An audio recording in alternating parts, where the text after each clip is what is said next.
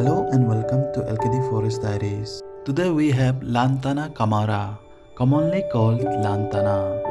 The plant's stick is used in the construction of furniture such as chairs and tables. However, the main uses have historically been medicinal and ornamental, like to treat cancer, measles, chickenpox, and many more.